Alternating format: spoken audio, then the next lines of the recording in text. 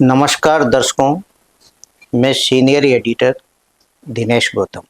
हम हर हफ्ते एक नई शख्सियत से आपको रूबरू कराते हैं।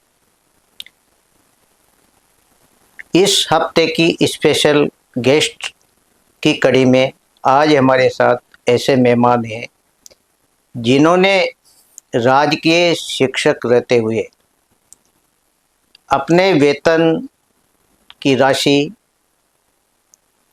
समाज कल्याण के लिए समर्पित की, यानी शिक्षा के लिए समर्पित की। आज बिरदे ही ऐसे इंसान इस समाज में देखे जाते हैं जो इस तरह का काम करके लोगों को एक राह दिखाते हैं। ग्रामीण परिवेश में पढ़े लिखे ऐसी शख्सियतें हमारे साथ शिक्षक रमेश चंद्र नागर, जो सांगोद तहसील के कुरवाड़िया खुर्द गांव के हैं।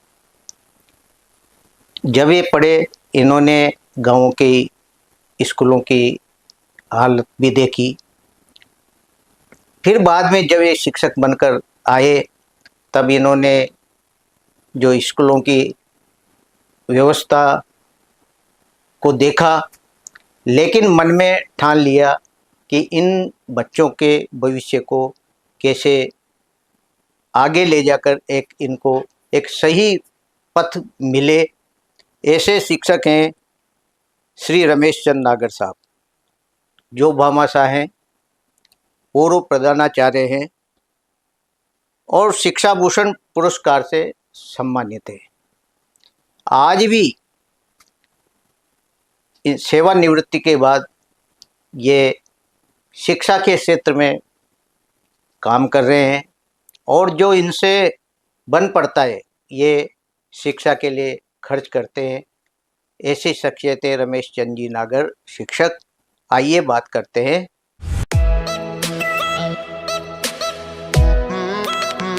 बहुत बहुत स्वागत। एसटीएन चैनल को मेरी ओर से बहुत बहुत बधाई सर जी। नागर साहब, सबसे पहले तो अपने बारे में हमारे दर्शकों को बताएं। शिक्षा वगैरह आपकी कहाँ हुई? सर, मेरे पिताजी श्री प्रभुलाल जी नागर जी 15-20 वर्ष तक सरपंच रहे ग्राम के। तो बिना पढ़े लिखे थे, पर उनकी सोच थी, तो उन्होंने जमीन देकर आज़ादी के समय ही प्राथमिक विद्यालय का निर्माण करवाया, ग्राम पंचायत खुलवाया, गांव में कुआं खुदवाया। उस समय कोई पैसा नहीं आता था। बिल्कुल। तो थोड़े संस्कार, क्या मुझे सारे संस्कार मेरे पिताजी से मिले। उसी विद्यालय में पढ़ा 5वीं तक। 6ठी कक्षा में जब गया तो नदी तैर के एक मटके में सामान रख के मैं सांगोद जाता था, वापस नदी तैर के आता था। 8वीं में मेरी शादी हो गई तो मैं फेल भी हो गया। 8वीं के बाद 10वीं, 12वीं, बीए, एमए। तो मैं कोई अच्छा इंटेलिजेंट विद्यार्थी नहीं था, लेकिन बीए करने के बाद में एमए किया और मैं गांव चला आया, खेती करने लग गया। तो आवश्यकता और परिस्थिति ने मुझे ऐसा झकझोर दिया कि मैंने कुछ करने की ठानी। तो मैंने एमपी में बीएड कंपटीशन चालू हो गया था सन 1987 में। बीएड का एग्जाम दिया और मैं मध्य प्रदेश में टॉपर रहा। तो उसके बाद ही मैं गांव आ गया बीएड करके और मेरी नौकरी लगी तो मुझे उस समय प्रधान थे माननीय भरत सिंह जी। तो उन्होंने मुझे एक ऐसा गांव दिया जो बिल्कुल अभावग्रस्त था, जाने का रास्ता नहीं था। मेरे गांव से 8 किलोमीटर था, पैदल जाता था, कोई संसाधन नहीं थे। तो 3 सितंबर 1988 को मैंने वहाँ ज्वाइन किया। ज्वाइन नहीं किया, मैं स्कूल ही गया। 3 सितंबर को गया, 4 सितंबर को गया। 2 दिन मैंने स्कूल के हालात देखे तो मन मेरा बहुत विचलित हुआ। फिर मैं 5 सितंबर 1988 को शिक्षक दिवस के दिन विद्यालय में बहुत विचार मनन करने के बाद में मैंने ज्वाइनिंग की। तो वहाँ देखा और पाया कि ग्रामीण स्कूलों के जब हालात देखे तो मन पसीज गया। कुछ बच्चे नंगे थे, कुछ बच्चे भूखे थे, सिर पर कपड़ा नहीं था।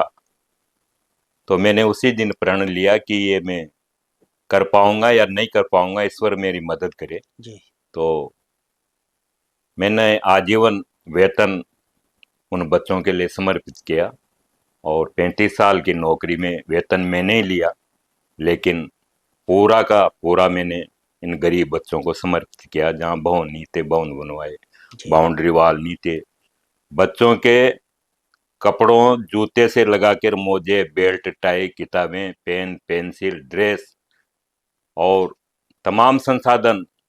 क्योंकि मेरे बच्चे, कोई ये न कहे कि ये सरकारी स्कूल में जाते हैं, जी किसी भी प्राइवेट स्कूल को वो टक्कर देते थे। तो जहाँ भी रहा वहाँ ऐसे स्कूल चलाए मैंने। अंतिम विद्यालय मेरा खजूरी वोधपुर था। जी तो मैंने वहाँ 8वीं था, 8वीं से 10वीं हुआ।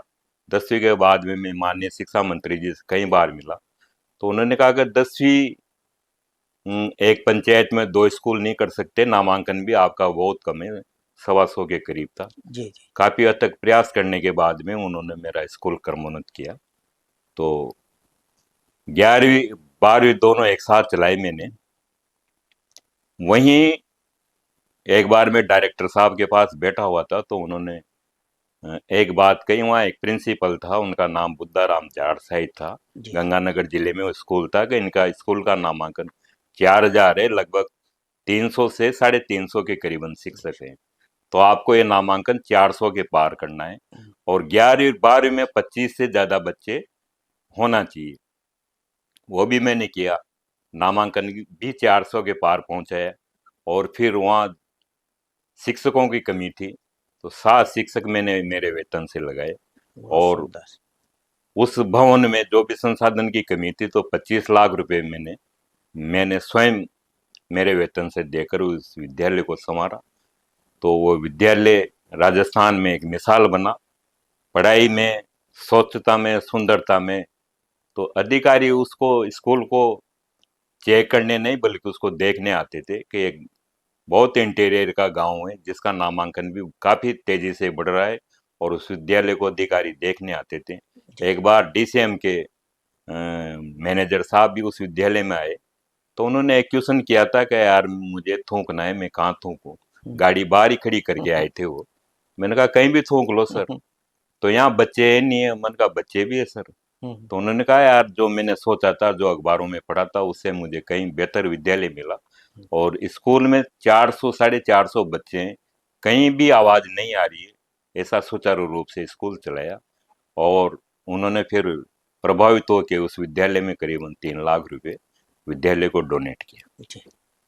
नागर साहब, जो आपका शिक्षा मतलब शिक्षण काल था वो ज्यादातर दूर दराज गांवों में रहा, तो क्या सोच थी आपकी? आपने कभी शहर नहीं मांगा? क्योंकि मुझे आज के जो शिक्षक जिस तरह अपना अध्यापन कराते हैं वो ज्यादातर इसी रुख में रहते हैं।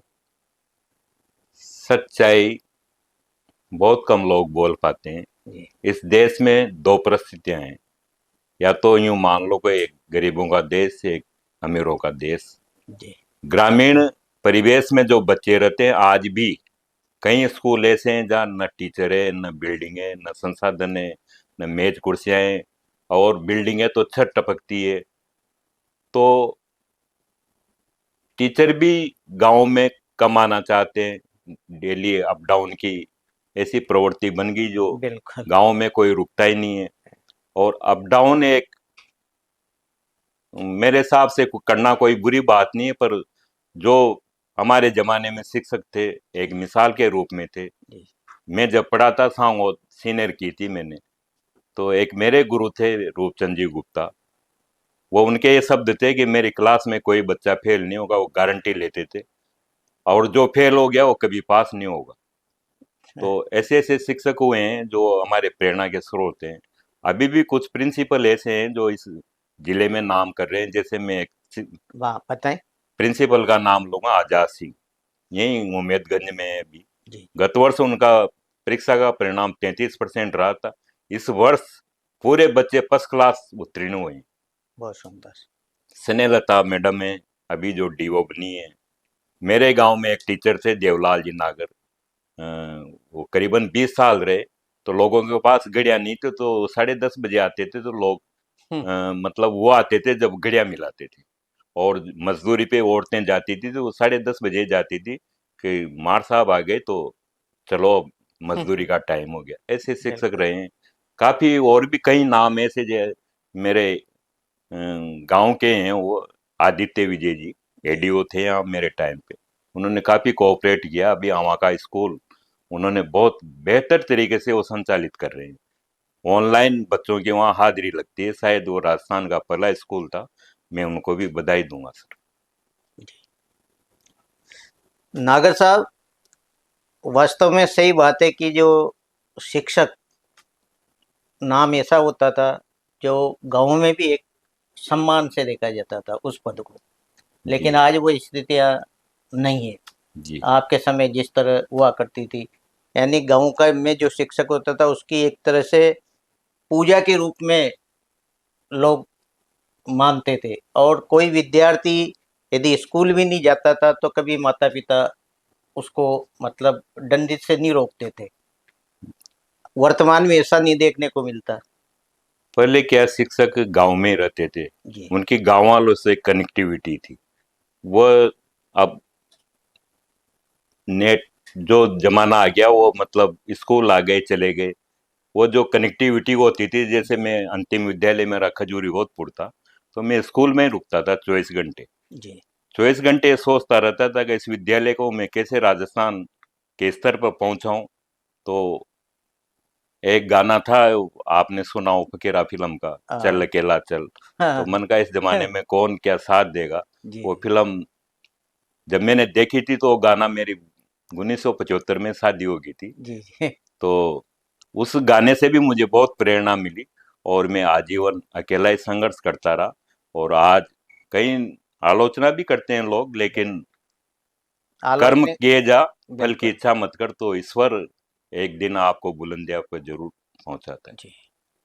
नागर साहब, आज जो आधुनिक और भौतिकता का युग है, इसमें चकाचौंध में रहते हैं लोग, जी। लेकिन आपने कभी आपका जो स्वरूप देख के मुझे तो नहीं लगता कि आप इस दौड़ में हैं, और फिर भी आप जन कल्याण के काम में लगे हुए हैं। कैसे मन में आया ये विचार, कैसे है आपके? ये तो संस्कार मेरे पिताजी से मिले हैं। लेकिन कई नाम तो नहीं लूंगा, लेकिन जैसे फोर व्हीलर से चलते हैं, जी। रोजाना खर्चा होता है, तो मैं तो बस से चलता हूँ, कब बाइक से चलता हूँ। जी। हर तरह का खर्चा बचाता हूँ। तो ये जो भी मेरी आवश्यकता होती है वो तो कम से कम खर्चा करूँ, और एक गरीबों के कल्याण के लिए काम आए एक एक पैसा।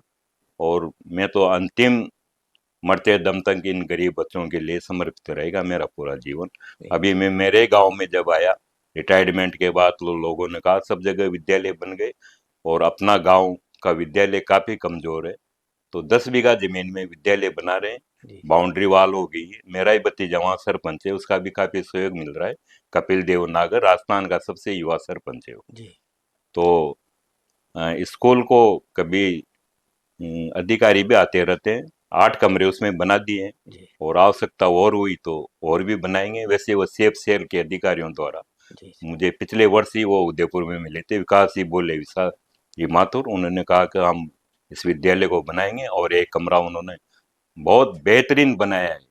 नागर साहब, जब आप कब आपको वेतन मिलता मिलता था तो वेतन को आप बच्चों पे खर्च करते थे, क्योंकि ऐसा देखा गया है कि जब सरकारी ग्रामीण क्षेत्र से अपन ने सरकारी नौकरी लगती है तो तनख्वाह आएगी, घर में खुशी होगी।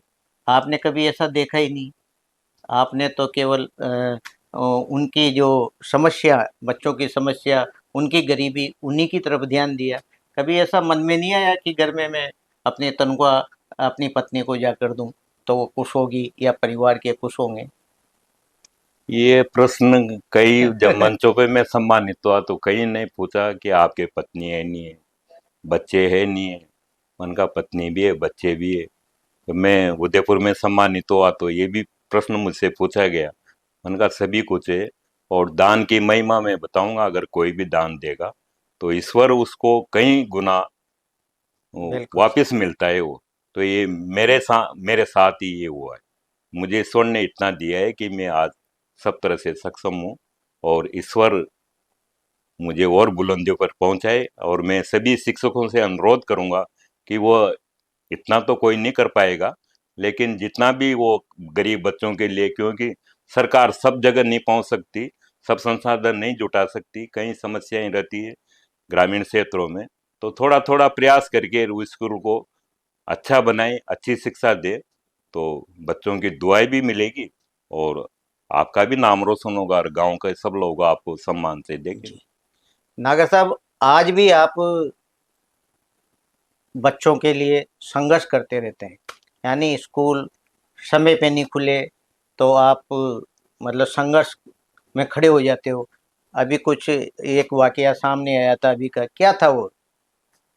वो वाकया ये था कि वहाँ गांव में 1 से 5वीं तक एक स्कूल चलता है, 6ठी से 12वीं चलता है। जी। तो मेरा ऐसा मानना है कि जो गांव की जो नींव होती है, नींव बच्चों की, तो प्राइमरी से ही शुरुआत होना चाहिए उसकी। बिल्कुल। और अक्सर देखा जाता है कि गांव के बच्चे अंग्रेजी, गणित, साइंस इनमें कमजोर होते हैं। तो उन पे जब ध्यान नहीं दिया जाता है तो बच्चे 8वीं पढ़ जाते हैं, बहुत से 10वीं पढ़ जाते हैं, लेकिन वो आगे सफर नहीं कर पाते हैं। तो जो प्राइमरी एजुकेशन है वो बेहतर से बेहतर हो। तो मैंने 3 दिन तक बच्चे भेजे, लेकिन वो कोई भी स्कूल ही नहीं खुला। जी, तो जी। फिर मैंने प्रिंसिपल साहब को फ़ोन किया, भाई यहाँ स्कूल मन का बच्चे आ रहे हैं। तो उन्होंने कहा मैं भेज रहा हूँ, लेकिन भेजा नहीं। हुँ, तो फिर गांव वालों ने सबने मिलकर वो स्कूल के ताला लगा दिए। जी। सारे अधिकारी आ गए, जांच कमेटी नियुक्त कर दी। नागर साहब, ये खबर हमारे चैनल से भी प्रसारित हुई थी। इसका परिणाम ये हुआ कि 10 बजे अ, मतलब स्टाफ आने लगा, ऐसा हुआ? इस चैनल का शायद मेरे हिसाब से पूरे राजस्थान में असर हुआ है। और मुझे अभी सीएम साहब आए थे सांगो, तो वहाँ एजुकेशन के सभी अधिकारी मिले थे कि आपका स्कूल बेहतर से बेहतर चलाएंगे, और हमारी जिम्मेदारी है। और हम जो भी हमसे प्रयास होगा, ऐसी दोबारा नौबत नहीं आएगी। ऐसे हमारे सीडीओ साहब, डीओ साहब, जेडी मैम, सभी को मैं धन्यवाद देता हूँ। और एक वहाँ सीबीओ साहब है, जोशी जी, जी, जी, और के सक्सेना साहब, पुरुषोत्तम जी मेघवाल, वो भी बहुत अच्छे अधिकारी के रूप में काम कर रहे हैं। उनको भी मैं धन्यवाद देता जी। नागर साहब, इस मतलब दुनिया में पैसा तो बहुत होता है, लेकिन भामाशाह के रूप में बहुत कम लोग सामने आते हैं।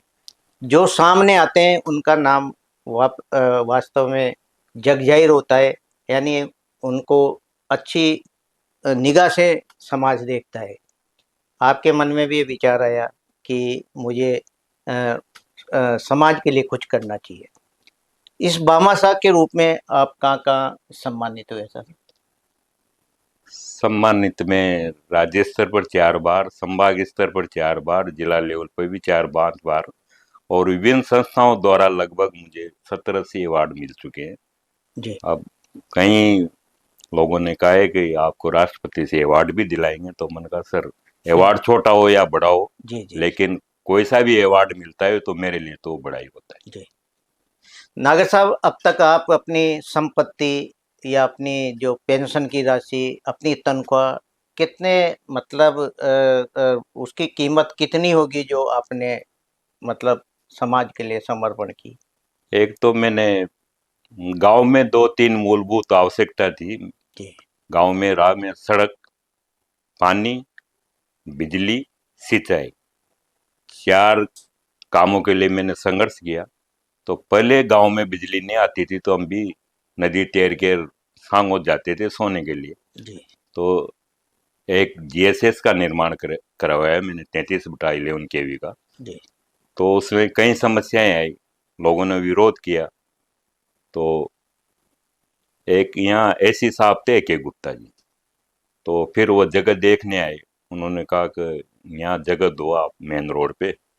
तो मेरे पास वो जगह मेरी नहीं थी, एक जगदीश सिंह ननवाना थे सांगोद के, उनकी जगह थी। जी जी तो वो जमीन उस जमाने में आज से 20 साल पहले 5 बीघा भूमि जीएसएस को दी। मैंने राजस्थान का आदर्श जीएसएस बनाया।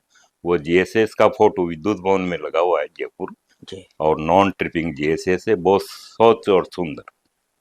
दूसरा काम शिक्षा के क्षेत्र में राजस्थान में कई रिकॉर्ड है मेरे नाम, जी तो उसमें तो मैंने किया ही है। कृषि के क्षेत्र में भी एक रिकॉर्ड है, अधिक उत्पादन का मेरा नाम, तो वो रिकॉर्ड भी अभी तक मेरे ही नाम दर्ज है। जी। नागर साहब, चाहे डोटासरा जी शिक्षा मंत्री रहे हो कांग्रेस शासनकाल में, या भाजपा में मदन दिलावर जी रहे जी हो, तो आपके काम को वो बड़े गंभीरता से लेते थे। क्या कारण थे आपके कोई भी शिक्षा मंत्री रहा हो लेकिन आपकी बात को हमेशा आगे रखते थे? डोटासरा जी के पास भी मैं कई बार गया, जब भी कोई काम कहा मैंने या डायरेक्टर के पास गया, कभी मना नहीं किया। जब उदयपुर में 28वां भामाशाह सम्मान समारोह हो रहा था, तो वहाँ जब जीवनी मेरी पढ़ी गई, तो मदन जी दिलावर ने काफ़ी देर तक मेरे पैर पकड़े। मैंने उनको कहा, सर आप राजस्थान के शिक्षा के मुखिया हो, और मन का ऐसा मत करो सर। तो फिर वो मन का, सर मैं माफ़ी चाहता हूँ, मन का आपका बहुत बड़ा कद है, आपने भी काफ़ी संघर्ष किया है। और वो शिक्षा के क्षेत्र में मैं एक बात करना चाहूँगा मदन जी दिलावर के प्रति, क्योंकि उन्होंने इतना बेहतर काम किया है कि अभी स्कूलों का जो रिजल्ट रहा है वो प्राइवेट स्कूलों से ज़्यादा रहा है। तो उनको भी मेरी ओर से बहुत बहुत मैं धन्यवाद देना चाहूँ। जी रमेश जी, अब जो जीवन बचा है, ईश्वर जितना जीवन हम शेष रखा है अपने में, आगे क्या मानस है आपका? क्या आप मतलब इन बच्चों के लिए क्या सोच रखते हैं सर? आगे यही है कि मैं जब स्कूल बना रहा था, तो दिवाली के दिन पिछले वर्ष ही मैं 18 फुट से ऊपर गिर गया था। पत्थर बीच में थे, लेकिन 3 ही कमरे मैंने बनाने की घोषणा की थी। लेकिन ईश्वर की कृपा से 65 साल 70 साल की उम्र में कोई गिर जाए तो मेरे हिसाब से कोई जीवित नहीं बचेगा। मेरे कहीं चोट नहीं आई, तो मैंने उसी समय 1 मिनट भी नहीं लगाया, ठेकेदार से कहा, उनका 3 नहीं अब 4 कमरे बनाने हैं अपनों। मुझसे वो ईश्वर मुझसे क्या करवाना चाहता है, तो मैं जीवन भर उस ईश्वर का भी आभार प्रकट करता हूँ, जिसने मुझे ऐसा जीवन जीने के लिए प्रेरित किया। और आगे मैं इन गरीब बच्चों के लिए ही समर्पित रहूंगा। और मेरे गांव में मेरा एक सपना है कि बहुत ही हाड़ोती का मॉडल स्कूल बनाऊं, उसके बाद में मैं फिर हेल्थ पे काम करूं। जी रमेश जी, जो शिक्षक वर्ग है आज जो शिक्षा के लिए काम कर रहे हैं, तो आप एक अभी एक शिक्षक रहे, क्या एक संदेश देना चाहेंगे शिक्षकों को? शिक्षकों को तो संदेश यही देना चाहूंगा कि वो स्कूल, वैसे सभी अच्छा काम कर रहे हैं, जी सभी शिक्षक। और जब से ये सरकार बनी है, जब से सरकार ने सख्ती की है, सभी शिक्षक समय पे आ रहे हैं, काफ़ी प्रयास भी कर रहे हैं। लेकिन अभी और बहुत कुछ करने की ज़रूरत है, क्योंकि पहला मेरा मानना है कि शिक्षा कितनी भी हो जाए, लेकिन संस्कार होना बहुत ज़रूरी है। जी संस्कार ऐसे हो कि चरित्र को ऐसा बनाओ कि कोई अगर गलती भी करे, तो लोग ये कहे कि ये इस बच्चे ने ऐसा काम नहीं किया होगा। तो चरित्र का हमें उन कक्षाओं में निर्माण करना है। भारत के भाग्य का निर्माण उन्हीं कक्षाओं में हो रहा है। जी प्रेम से बड़ा कोई धर्म नहीं होता, दान से बड़ा कर्म नहीं होता, ये करके दिखाया सांगोद तहसील के कुराड़िया खुर्द निवासी शिक्षक रमेश चंद्र नागर साहब ने। नागर साहब ने अपनी सारी पेंशन, अपनी तनख्वाह, जीवन काल की सब बच्चों की शिक्षा पर खर्च की, और आज भामाशाह के रूप में इनकी एक पहचान बनी है। ऐसे लोग विरले ही होते हैं जो हमेशा समाज में अपना नाम ऊंचा कर जाते हैं। मेरी सभी शिक्षकों से प्रार्थना है इस तरह के कार्य करें ताकि समाज में एक अलग पहचान बनकर सामने आए। आज स्पेशल गेस्ट की इस कड़ी में हमारे साथ शिक्षक भामाशाह, शिक्षा भूषण उपाधि प्राप्त श्री रमेश चंद नागर साहब पधारे। अगले हफ्ते हम एक नई सक्सेस से रूबरू होंगे। नमस्कार। नमस्कार सर।